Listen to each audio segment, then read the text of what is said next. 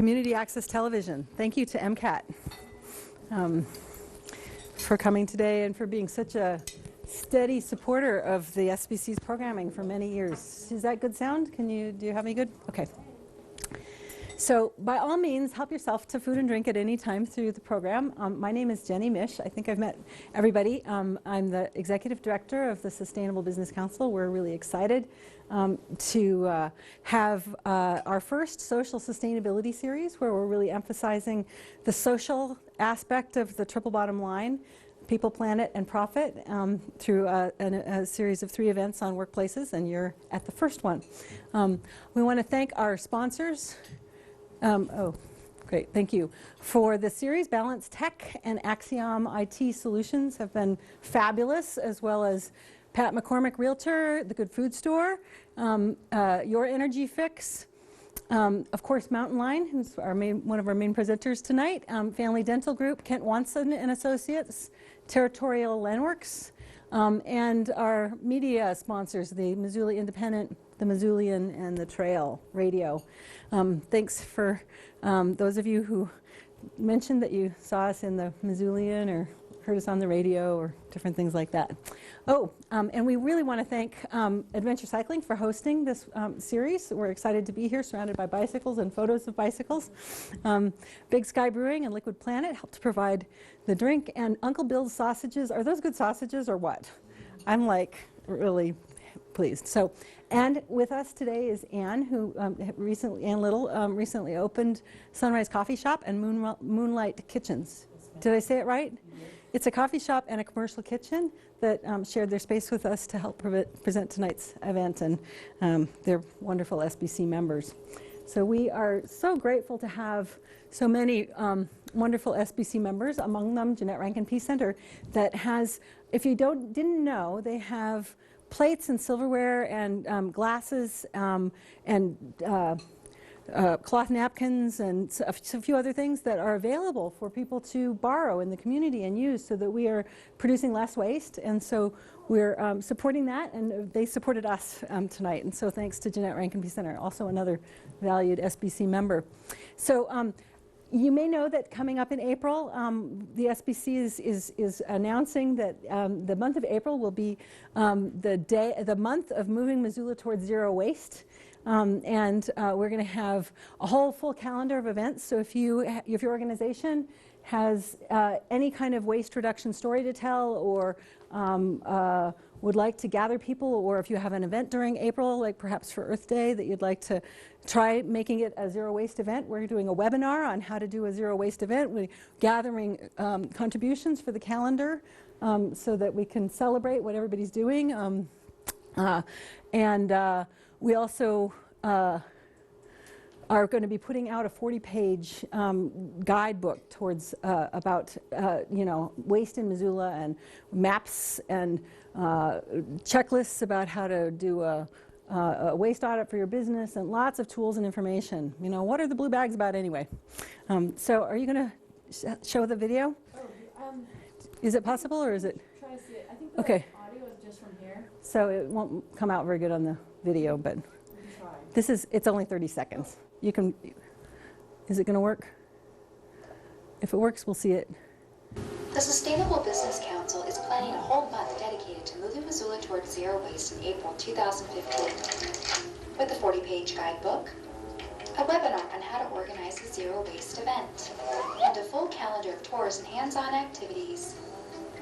Contact the SBC today if you have a waste reduction story to tell, if your organization would like to host or sponsor an event, or if you need a business solution for a waste issue. Help move Missoula towards zero waste with the SBC this April. So we're really excited about our new video. We haven't really done videos much, and our Energy Corps, well, I guess we could say that another sponsor of our events is the Energy Corps program, which is part of AmeriCorps. We have an Energy Corps member, Chris Heitkamp, who made that video. So on our website, you can sign up your event, or sign up for the, soon you'll be able to sign up for the webinar, which will be on February 11th, and then we'll do it again during April. So, okay. What's next? So I wanted to just tell, before introducing our speakers for tonight, I wanted to tell a quick story that's relevant to our topic of transit-friendly workplaces. Spirit at Play is an early childhood education center here in Missoula that's been a long-time member of the SBC. And a few years ago, Spirit at Play went through the Strive Towards Sustainability program, which is a program that the SBC has, which is 45 questions in 9 categories to help organizations assess their sustainability in a number of different ways, including social categories and workplace conditions and so forth. And one of those categories is transportation, and one of those categories is waste. And I'm not going to tell you the details, but obviously they completed this and found a lot of ways to save money. One of the things that they did after assessing their organization is they decided to sell their van and switch instead to using public transportation for all of their outings for their early childhood education programs. And so they use the bus system to take kids, to museums and events and so forth. And it really helps the children become comfortable with the bus system and become transit-friendly adults later. And now that Mountain Line has decided to I'll let Topher tell the details, but now that the bus system is free, Spirit at Play will save $750 per year on their program since they made that commitment several years ago. So the STS Strive Towards Sustainability questionnaire is available for every SPC member to do a self-assessment through our website. So that's a whole bunch of announcements. So I want to say that our speakers tonight, Topher Williams of Mountain Line is going to be our primary presenter, and also Lisa Dworak from Missoula in Motion. Between the two of them, we have a huge amount of knowledge here about transit in Missoula and transportation in Missoula, and in particular, how to make your workplace a more friendly place for people who want to ride bikes, ride buses, walk, take a shower occasionally. Please help me welcome Topher Williams. Yay! Okay. I didn't know folks Look at this. took showers. Did you see that there's a shower in the bathroom in here? I did. That's one of the things we'll talk about, actually. Awesome. So I'm not a big fan of formal PowerPoints, because I don't know about you, but I've seen far too many of them in my life. So I like to use this thing called Prezi. It's awesome. I just have to make a shameless plug for them because they're so great. So my name is Topher. I am the Community Outreach Coordinator at Mountain Line. So my job basically is to go around and meet with groups like this, have conversations with folks in the community about transit, about Mountain Line, and the different things that we're doing. I also oversee our marketing, strategic communications, social media, fun stuff like that. It's a pretty fun job. So I am a huge nerd about transit and cycling and all things transportation, which those of you in this room who've known me for a little while, like Kathleen, will tell you that I am almost weirdly obsessed with it. All of my friends will tell you, don't get him talking about it for too long because he won't stop and you'll be stuck in a conversation with him talking about transit and roundabouts and bike lanes until you're blue in the face. So I'll try not to do that to you guys tonight, though. So having a transit-friendly business is definitely something that that really benefits all of us, not just your employees, not just your customers, but our community as a whole, because there's a lot of really huge benefits to reducing the vehicle miles traveled. So some of these 3 main impacts are, of course, our economic impacts, environmental impacts, as well as public health impacts. From an economic perspective, we know from a study that MDT, the Montana Department of Transportation, did in 2012, that Mountain Line actually provides Western Montana with about $2.4 million in GDP annually, which that's a lot of money. The economic stimulus that's provided by transit is huge. When folks don't have to be what we call auto-dependent, where they have to rely on a car for trips, if you don't have to do that, your discretionary income goes way, way up. Because AAA estimates that it costs about $10,000 a year to own one of those like slightly larger SUVs that a lot of folks in Montana drive. $10,000 a year. Another fun thing I like to point out is that tuition at the University of Montana is $6,500 a year, which means that you can actually pay for college tuition for a year by eliminating a vehicle. That's like a really big deal from an economic perspective. Additionally, there are a ton of fantastic environmental benefits to reducing vehicle miles traveled. I assume that with this crowd, I don't have to worry too much about folks not being particularly sustainably minded. But as an example, Mountain Line, as well as Missoula Motion, receives what we call CMAQ funds, which is congestion, mitigation, air quality, that's it? Something? It's a grant. It's a federal It's a grant. It's a program through the EPA, right? Whew, got it right. I paid attention in college, I swear. So this funding is specifically goes to communities that are not within attainment status for air quality. And Missoula, as you probably are aware, struggles with our air quality pretty significantly, especially in the winters when we have this inversion and the pollution just sort of sits in the valley. Well, that air quality is not only bad for our environment, but it's really bad for our public health, and that's why we received this funding. And that funding is specifically used to try and incentivize folks to take transportation options other than driving alone in a vehicle, so that we can improve our air quality and improve our quality of life. And that kind of goes into our health impacts of, well, if we have cleaner air, we have a healthier community. You have a lower risk of developing asthma, other cardiovascular diseases. But additionally, transit and other active forms of transportation are good for health in other ways.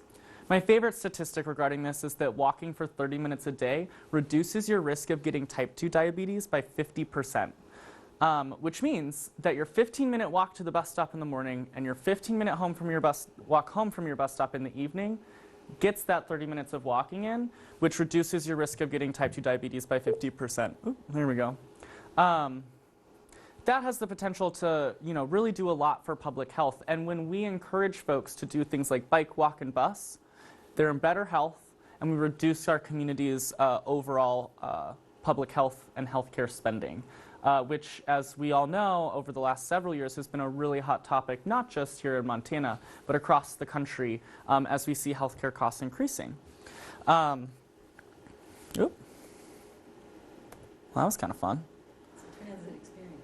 Yeah, so at this point, I'm going to invite Lisa up to chat a little bit about some of our local transit-friendly businesses here in Missoula that have made some really great strides in being transit-friendly and encouraging their employees and customers to not drive to their locations. Yeah. So just briefly, Missoula in Motion is part of the city's transportation division, and we are the education and encouragement component to all of the infrastructure planning that the engineers are doing.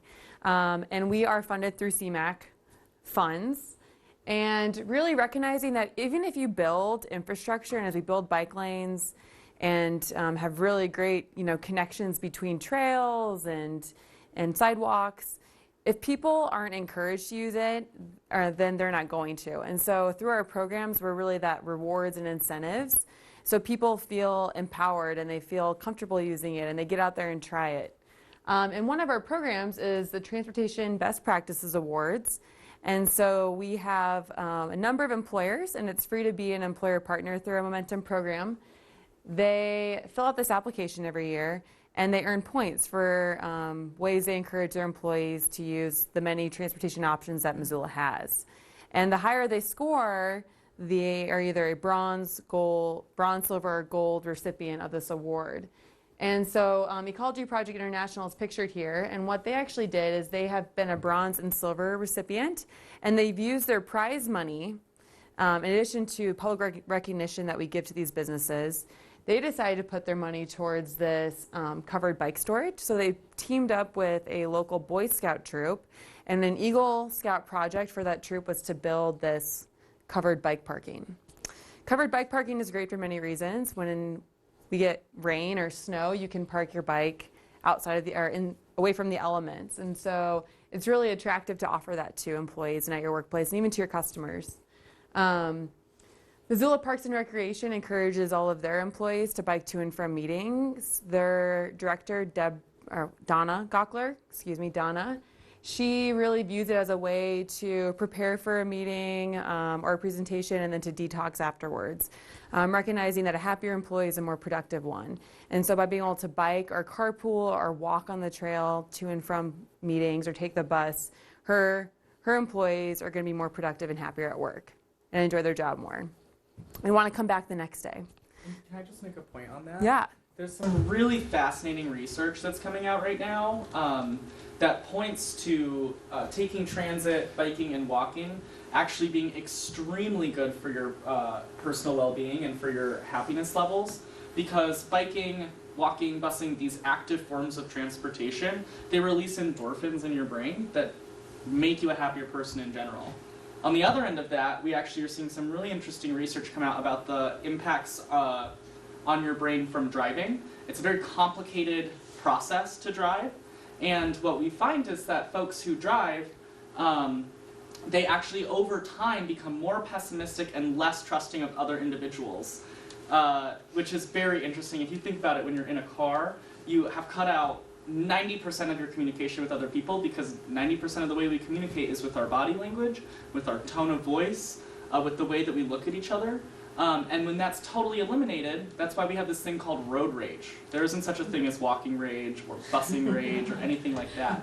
So there is some real scientific evidence behind being a happier, healthier person on the long term by choosing to take active transportation options as opposed to driving. So, sorry, I just had to No, that's great. throw that in. It's really fascinating research, if you're a nerd like me. Yeah. So these employers are doing really neat things to providing these benefits and incentives to their employees because they realize the value in it, just as Topher is saying. EPI also, they're able to offer, I think it's 50 cents for every mile that their employees commute actively. So let's say you have a 3-mile commute one way, that's $1.50, so you could earn $3 a day. And not everyone can offer that, but some employers have the means to do so, and that's really encouraging. You know, financial incentives go a long ways. The Missoula Housing Authority doesn't have necessarily the deep pockets that some organizations do, but they have a champion, and he was actually our Commuter of the Year. His name's Norm Verworn. I don't know if anyone knows Norm. But he has taken upon himself to like rally their office, and he gets them to show up to our breakfast, and they come to our events in groups, and they are really, they work hard during Commuter Challenge. They haven't won yet, but they are really motivated. And so it really only takes one person within your workplace or organization or group of friends to sort of lead the charge. GLR, located downtown, they specifically located down there so they could be close to the transfer center. So looking at, you know, where your office is and where you can connect to the bus, and recognizing that by biking and walking you can make those bus trips go farther. And St. Pat's is also doing some neat things, as well as Homeward. And Homeward, even within their customer base, they are trying to locate their homes near trails and transit so their residents don't have to have a car. And so depending on who your customers are and who you're working with, keeping that in mind too, in addition to your employees. Any questions? Okay, next slide. Yep. Still you. Oh. Okay. So our tagline is see commuting differently, and realizing that through encouraging and rewarding people, that positive reinforcement, they're going to continue to do it. And we're fortunate enough in Missoula that walking and biking is, for the most part, an easier option. I came from the Midwest, and I don't know if any of you are familiar with WalkScore, but it's a website called walkscore.org or .com, and you plug in where you live, and it tells you how walkable your location is to things you need, like the bank, the post office, restaurants. And so it rates you on an index of 100, and it also tells you your bike score and your transit score. And in Omaha, I had a walk score of like 50, a bike score of 40, and a transit score of 0. I moved to Missoula a year ago. I have a walk score of 86, a bike score of 94. They say it's a biker's paradise, and a transit score of like 48. And it's totally true. When I think about going out of my house, taking my car is like the last option because it is easier to bike and walk. I don't have to deal with parking and get there faster. I feel less stressed. You know, it's a way to stay physically active. I think when we also work with employers, we emphasize the active living, that you don't really need to go to a gym. If you're just leading an active lifestyle, you're going to incorporate that 30 minutes of physical activity every day. So I encourage you to look at Walk Score. It's kind of just a neat insight to where you live and where you work. But anyway, so we offer a number of programs that really encourage individuals and then also employers to walk, bike, take the bus, carpool, and telecommute. I already mentioned our employer-based program called Momentum. And again, that is free, and we have monthly Momentum breakfasts. Tofrin actually gave one this morning. And so, Round 2 of co-presentation. yeah, this is exactly. This picture on the bottom is a picture of Peter Walker Kelleher from DJNA. He's an engineer. They work out by the YMCA. And we were taking a tour of the Mountain Line facility after hearing, why it's important to be transit friendly and how that benefits individuals. And we were looking at the bus washers, so it's this picture right here, and they're motion censored. And he walked into, this just happened this morning. It's still really hilarious. He's walked into the washer pad and set off the sensor, and it just started spraying. So someone captured a picture of him just being like, "What's going on? I'm getting washed in a bus washer." So it was really hilarious. 9 o'clock in the morning too. Yeah. We're going to the office. Yeah. So not at every Momentum breakfast can you get a shower in, but and the topics vary. We had one here last month about offering tax benefits to your employees, and there's a greater benefit to the employer if you're a for-profit. The benefit for nonprofits is less because you already, have special tax exemptions. Oh my goodness. But that's a service that we do offer and a resource. If you're interested in hearing more about that, please reach out to me, reach out to Missoula in Motion. It's going to pop up. Okay.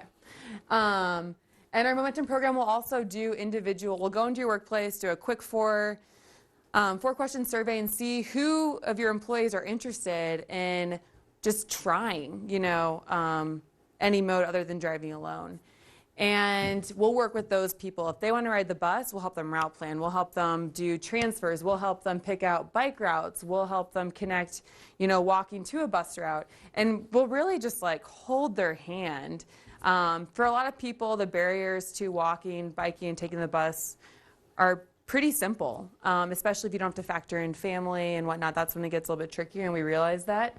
But we offer a lot of services and resources for people interested in doing this. And then we'll also provide an employer assessment to you where you can look at your workplace policies, things you offer, infrastructure, amenities, and even just encouragement. Is your management staff do they encourage, take the bus, it's okay if you arrive 5 minutes after 8, or are they you have to be here right at 8, if the bus schedule doesn't work, then you're stuck driving alone. So we'll kind of work with employers on things like that, so please reach out to us. We also have an individual program called the Way to Go Club, and up on the right corner right there, you can see some prizes that we offer, and basically that again is free. You just log any sustainable and active trip you make, you earn points for every mile, and then you redeem those points for really sweet swag like hydro flasks and mugs and gift cards and whatnot. So again, that's free. But for a lot of people, it's either part of their daily routine and they don't think to go in and log, or they just don't know about it. And then we have a number of other programs that encourage biking and walking, because when you are able to bike and walk with the transit, you can go a lot further. We have Breakfast on the Bridges. We have the Commuter Challenge, and I was talking with Tim and Dave about that earlier, but it's a 2-week challenge to kick off Bike Month in May. And so basically we just try and rally workplaces and get them excited about spring weather and summer weather. And you're competing with other businesses of your same size within your same category. So if you're a small nonprofit, you're competing against other small nonprofits. And just for biking, walking, taking the bus, carpooling, what have you, you earn more points, you get Big Dipper coupons, you get a really big trophy as pictured here in REI. They were the winners for their category this year. And you get some awesome bragging rights. So just again, really just positive reinforcement. People are more apt to try these modes if they feel supported. And that's kind of what our programs emphasize. And then we have Sunday Streets Missoula. Has anyone been to Sunday Streets? Yay! And it's just recognizing that our public spaces can be built and designed and celebrated with people in mind. We don't need to be focused on the car. The streets are like our biggest public space within a community, but they're dominated by the car. And so for 4 hours, twice a year, we celebrate them for people. So I encourage you to check out Sunday Streets. And then there's a number of things throughout town. The picture on the bottom right is of the Fix-It station at the library. And so if you're riding around town and you get a flat, or if you're riding in town and need to tighten something, there's 6 or 7 Fix-It stations, one at the transfer center, where you can put your bike up on a rack, and there's plenty of tools for you to do quick little fixes, and also a vending machine with parts and healthy granola bars and whatnot to keep you going. There's also Red Bull. So Keep you going, yeah. Keeps you going, though. Yeah, so I would encourage you to check out our website or Facebook page. Again, all of our offerings are free, and I would love to talk with you more, talk with you one-on-one at a later date. We offer a lot of things, and not everything's the right fit for every business, but I can guarantee that something we have can benefit you as an individual or you as an organization or business. Okay. So- I think that's- Before you give this microphone back to Topher, Yeah. I'm going to say Lisa Dwork is one of our SBC board members, and I failed to mention that when I introduced her. We're really thrilled to have her on the board. Thanks, Lisa. Yeah, so I think that I'm going to try and list off all the locations where we have the Fix-It stations. There's one at the public library. There's one on campus. There's one at the Lewis and Clark Villages. There's one downtown at the Transfer Center. There's one at the Southgate Mall, or it may not be open yet, but there's one going in at the Southgate Mall. And there's one in Bonner, out by the post office. I think that's it for right now. Hopefully more to come in the future. So some of the Mountain Line services that we provide to the community, we have 12 fixed routes that run throughout the urban transportation district. And we have 2 Bolt routes, which Bolt is sort of our branded term for a bus line that comes every 15 minutes. We launched our newest Bolt service after the 2013 mill levy. So some of you may remember on your ballot in 2013 there was a mill levy for Mountain Line. That was one of the services that was provided by that, was launching our second Bolt route on Route 2, which means we have 15-minute service now on routes 1 and 2, which is a really big deal for our community, because it means that if you no longer have to plan your day around the bus schedule, the bus is now planned around your schedule, which is a really big deal for folks because it means that it's much more accessible. It means you can go out to a stop and know that a bus will be there in just a few minutes, and you don't have to worry about, did I miss it? Am I going to have to stand here for an hour? What if I have to go to the bathroom? You know what I'm saying? I mean, we get a lot of folks who are concerned about missing the bus. When it comes every 15 minutes, you know you don't have to worry about that any longer. And if you're wondering where these areas go, I have transit maps in the back as well as our Bolt Missoula magazine. I encourage all of you folks to check those out. They have a lot of great information in them. But Route 1, which was our first Bolt route, goes from downtown to the university, down Arthur to South Avenue, and then up south to the mall. And then Route 2 goes from downtown out through the west side to North Reserve, and then back down to Russell, past the Good Food Store, up 3rd, and then to Johnson out to the mall as well. So it hits a lot of these key areas of Missoula, and actually 35% of our ridership is on routes 1 and 2 already. And so that's why having these routes be so much more efficient by coming more frequently is going to be really revolutionary for transit in Missoula. We also have introduced late evening service on routes 1, 2, 6, and 7. So this goes until about 9:50 p.m., which is a really big deal, again, for a lot of different types of folks. I think the folks that are poised to benefit the most from this are both downtown workers and workers at Southgate Mall. Most of the jobs in these locations are not high-paying jobs. Owning a vehicle and driving is really expensive when you have such a low-income job such as that. And so by providing late evening service, we ensure that folks can be able to get home after their job or after dinner and a couple drinks downtown. You don't have to worry about driving home. That's another service that was added from the 2013 mill levy. The final thing from the 2013 mill levy was our was paratransit services. We expanded those by 6 hours a day, thanks to the mill levy, and that's a door-to-door service for folks with disabilities. You do have to qualify under the ADA in order to receive that benefit. It's not something that we provide to everybody. You have to fill out an application and be accepted, and then you're eligible for 2 years, in which point you have to reapply. And that service is really important for folks with mobility impairments because they still deserve to have access to our community, to employment opportunities, to grocery stores, to education opportunities, to healthcare services. And without paratransit services, they're severely limited in their access to that. We also provide a senior van service for older Missoulians to be able to continue to move around our community. And then finally, our newest service that you may have heard about is Zero Fare Transit. And that means that you no longer have to pay a fare in order to ride the bus. Now, yay!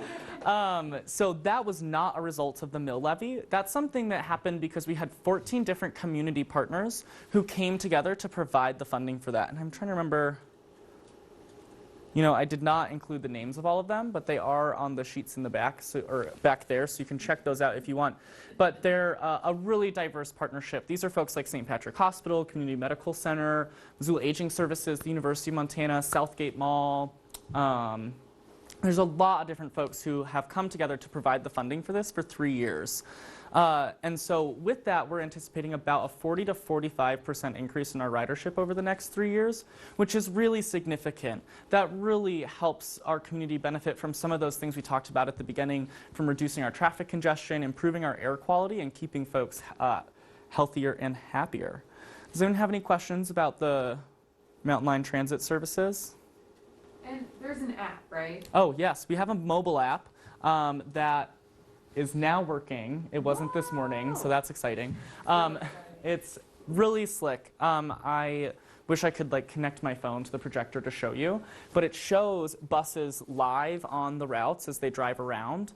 And you can tap on a bus stop and then set a notification for between 1 and 10 minutes before the next bus arrives at that stop, as well as the bus after that, if you want. You can see it by route, and if you're standing there and you're going, I don't really know where the closest bus stop is to me, well, that's just one swipe away, and you can see the closest bus stop to your location. It's a really intuitive app. It's probably one of the best transit apps out there on the market across the country right now, and we're really proud of Missoula to have something like that. And it's free to download, of course. We're not going to tell you that you can get on the bus without paying a fare, but you're going to have to pay $5 to download our app. It's totally free. So, I don't know if you guys heard, but there's a pop quiz. We have some assessments for assessing whether or not your business is transit friendly. So some of you may have already grabbed this and may have started filling it out already, but I'm going to pass these out, and we can just take a couple minutes, and you can fill it out. I think Stephanie has some pens and markers and stuff. And this way, you can really have a better idea to understand what your business is doing to provide transit incentives for you to get there. One thing to keep in mind, there's 2 semi-confusing questions. One of them is about midway. They're both right next to each other. It says, do you provide bike racks outside for your employees and customers? 1 point.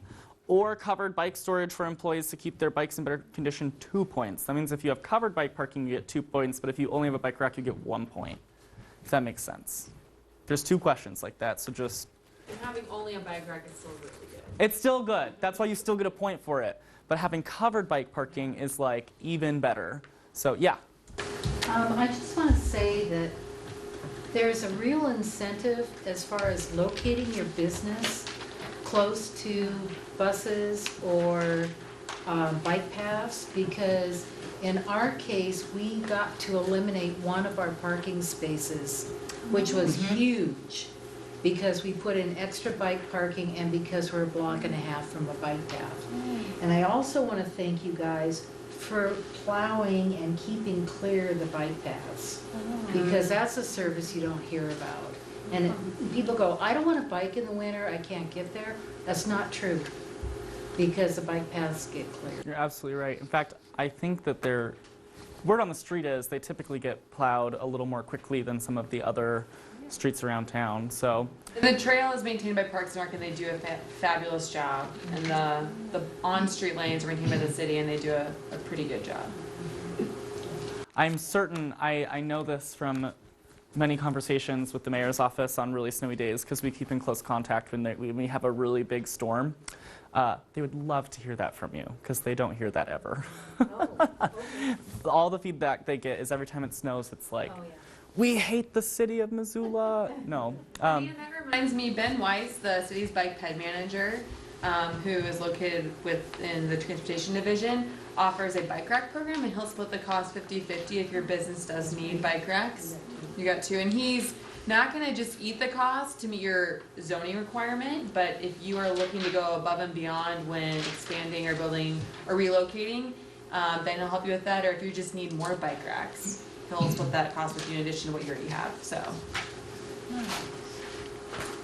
or if you notice a business that has just completely full bike racks, maybe mentioning to them that they could get more. So let's just take a few minutes to sort of have a conversation as a group about our assessment. Is there anybody whose business was ranked as a commuter champion? No commuter champions in the room? That's okay. It's really hard to be a commuter champion. I did that on purpose, because if everyone was a commuter champion, then we'd have nowhere to improve, right? I can think of maybe 3 businesses in all of Missoula that might be commuter champion. Adventure cycling, which they have cycling in the name, so, What about Transit Minded?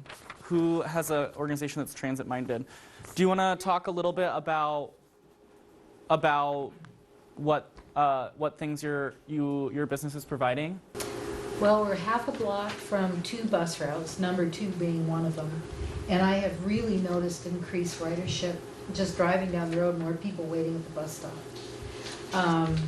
And we're a block and a half from the bike path. And we put in covered bike parking for 8 bikes. And we have outside parking for 5 or 6. And we also put in a bike pump and a free filtered water bottle filler. So we really encourage people who are biking to stop at our business. What is your business? We have a little coffee shop down near North and Johnson, and a couple commercial kitchens, so. What is the coffee shop called? Sunrise, yeah. Cool. And I think I saw that you were a transit-minded business. Very little. We got a 7. So Cool. I work for DirecTV. We've got a big call center in the area. We have a bus stop in our parking lot, which is pretty awesome. So we definitely coordinate carpooling because, like I was saying before, we've got employees from all up and down the Bitterroot Valley, up north of Evero, coming down to commute to work because we're a big employer. We definitely promote bus events, and like the bike walk bus week. It was a big thing we had to go in the summer.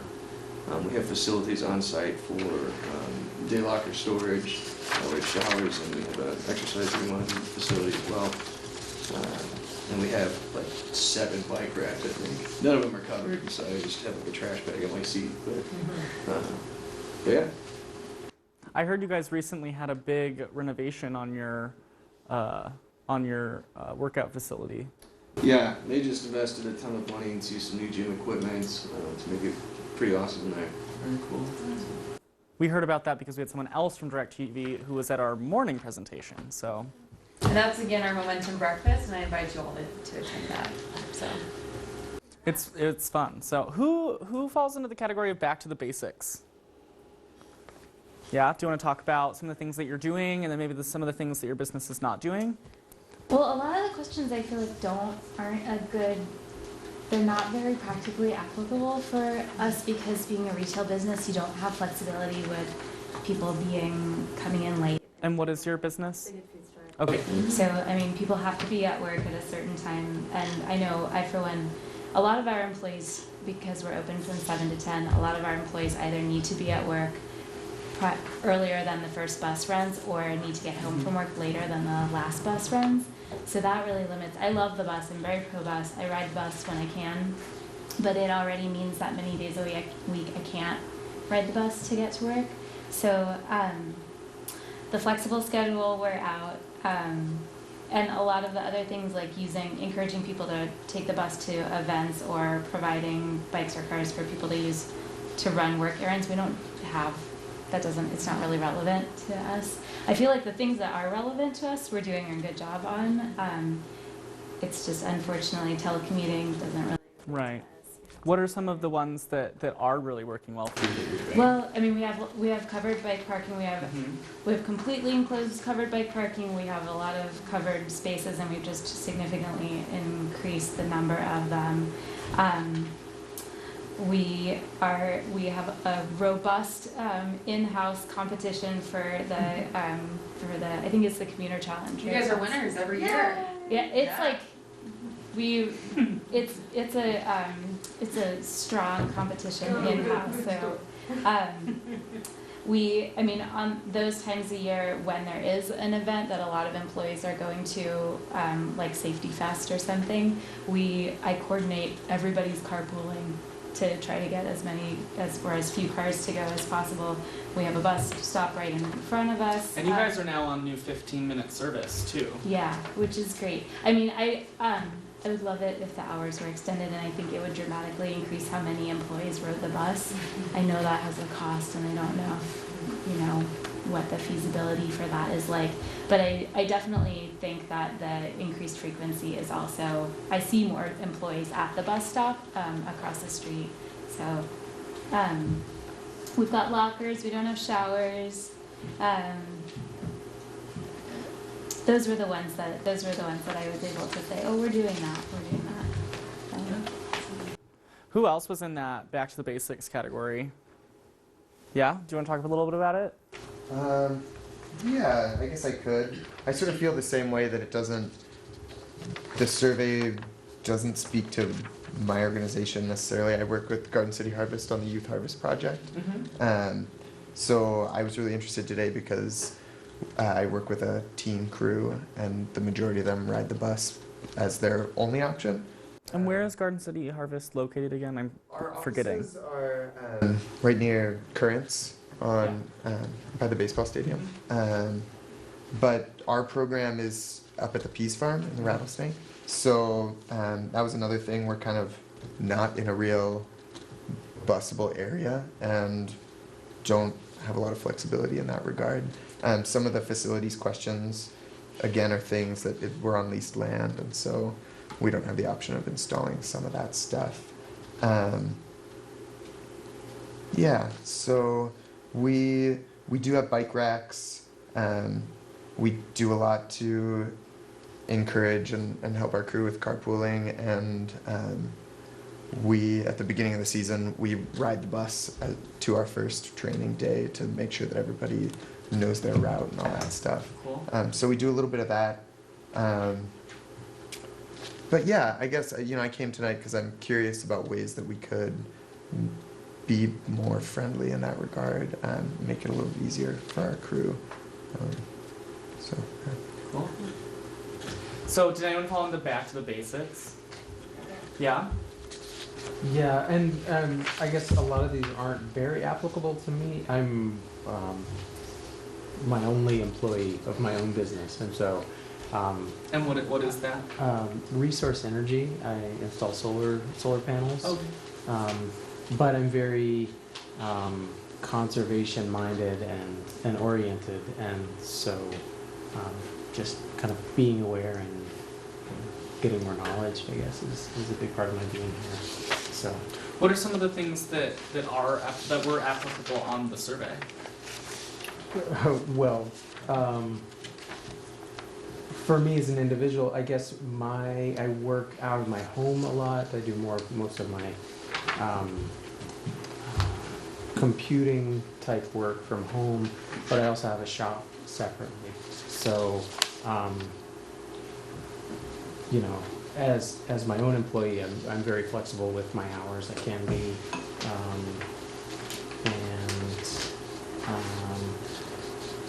and I am. Both my home and my shop are close to a bus route, so those work. So I think that's something that's important to keep in mind from this is that not everything is going to work for everybody, and that's okay. The key is that you're incentivizing transportation options when possible. So I've never been somebody who will stand there and tell you to get rid of your car, to never drive or anything like that, because I totally have a car and I drive it, and that's okay. This is not about not driving or being anti-car. It's about understanding that in Missoula, we're really lucky to have a diverse number of transportation options at our disposal.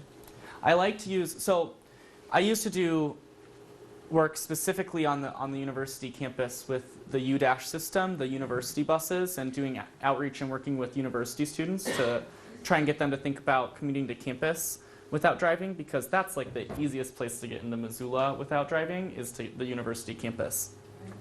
And there's a lot of folks from other parts of Montana, from really rural communities, where the idea of getting on a bus is like, maybe they'd rather go to Mars, because they're scared that they don't know where it's going to go, they don't know what time it comes, they don't know how much it's going to cost, they don't want to end up in Bonner, there's a lot of barriers for them, and they don't understand why they would bother getting onto a bus when they could simply just drive their car.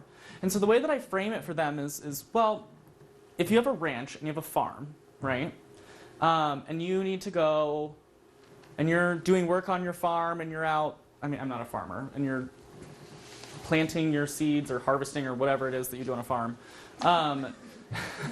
Maybe you can teach, maybe you should do one of these workshops and I can learn about growing food, because my garden all died this year. I've tried for like 3 years to grow a garden and it dies every year. But what piece of equipment do you use? You don't use a bicycle to till your land, you use a tractor. Well, if you're going into town to get supplies or something for your farm, you don't drive your tractor into town, because that's a really big waste of resources. You drive your pickup truck to pick up your supplies. It's the same thing when you're going to campus. You don't want to drive your pickup truck to the university because there's a limited number of parking spaces.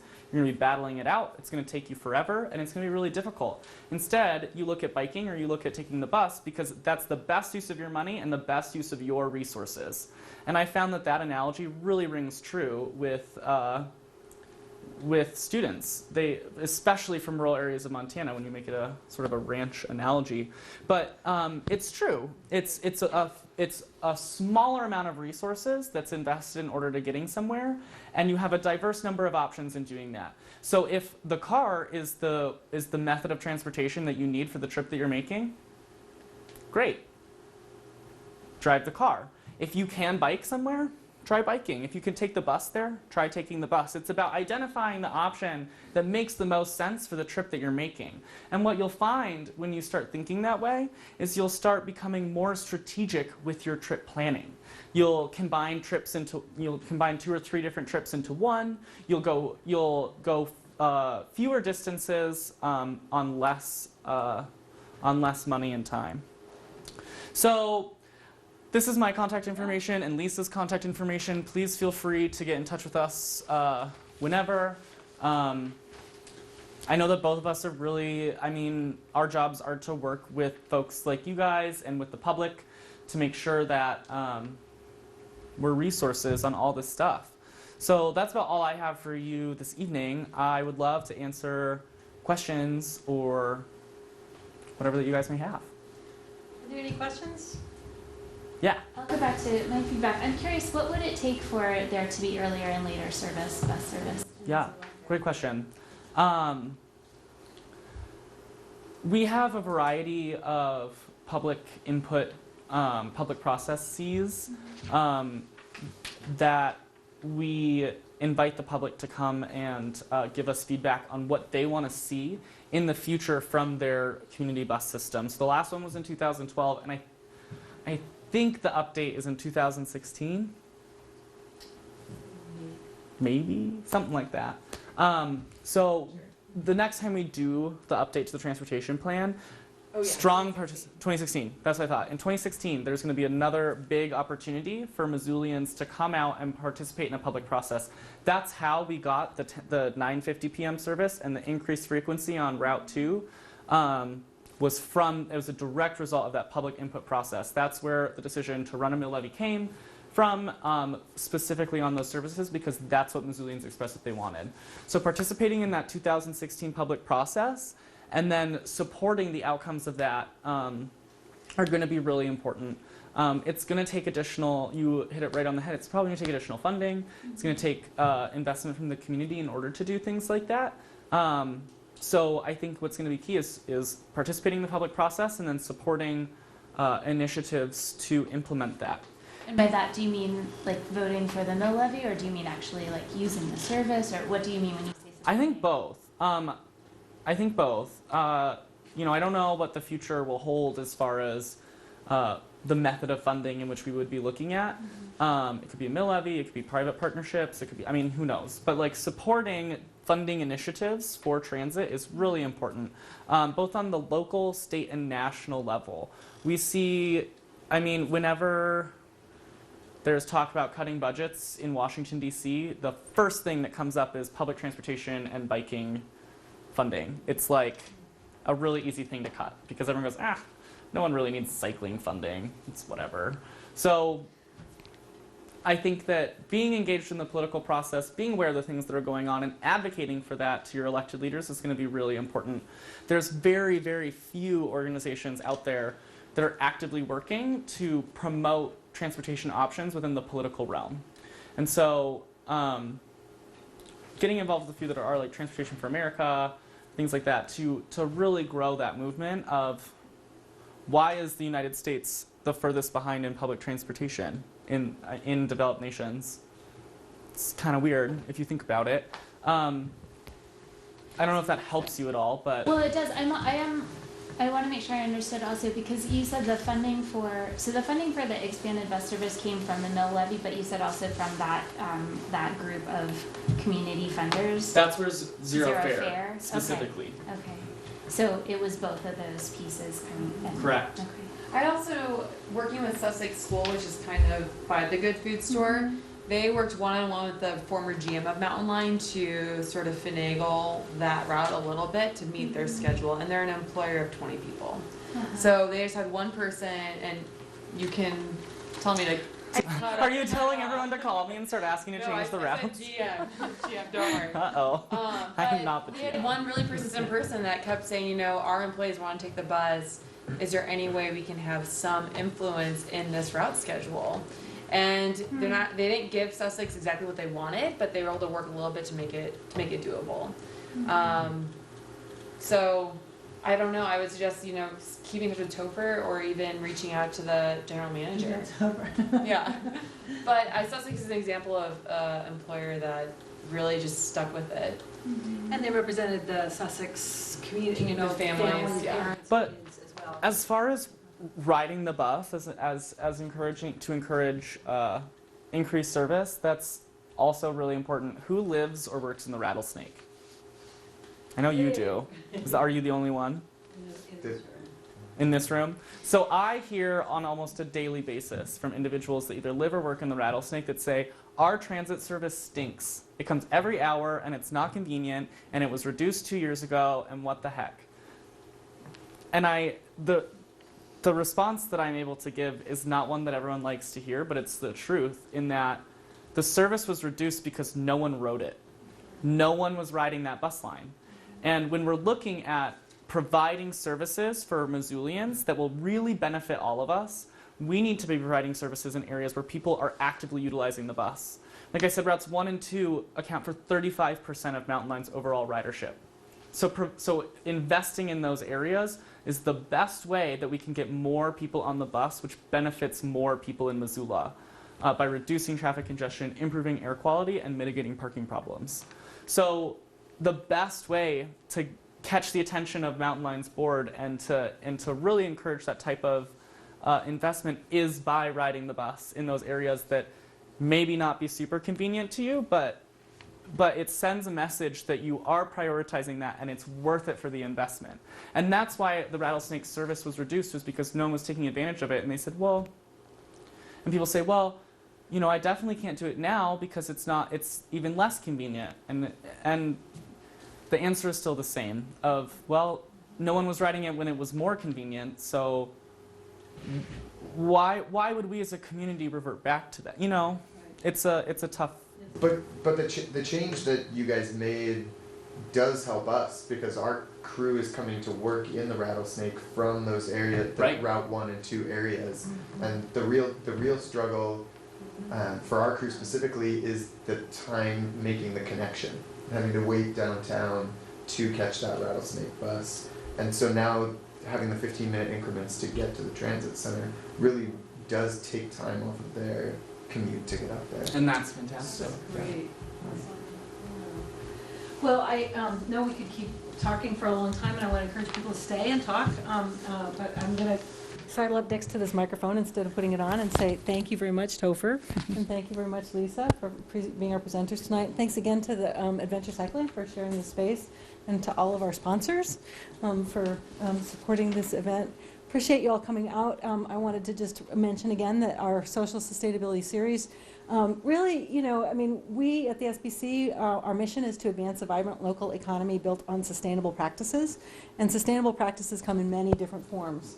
And one of the things that a lot of people kind of don't think of when they think of the word sustainability is how important happy employees are. And if you've got happy, healthy employees, they're more productive. And for almost every employer in Missoula, the biggest expense is labor.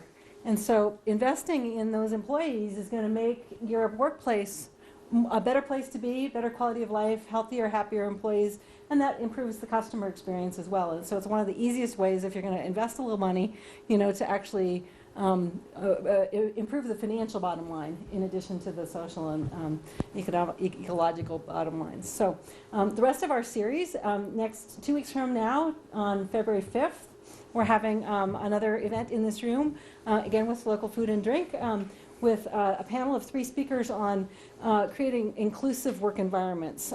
So please stay tuned for that. It's going to be really interesting about how to make your environment welcoming to people of all different sexual orientations and ethnicities and ages and disability and nationalities and languages and things like that. 2 weeks later, a month from today, also in this room, we'll be having a panel that will be speaking about environmental health issues. So indoor air quality is one of the things that really affects how productive people are at work and how happy and healthy people are at work. It's shocking how much indoor air pollution happens that people are completely unaware of, and how much it keeps people feeling sluggish. And when you clean up the indoor air quality, there's reduced absenteeism and all kinds of benefits. And other, we're having a welding shop come and talk about how it'll be a really interesting kind of case study, and also a hospital that put in a healing environment.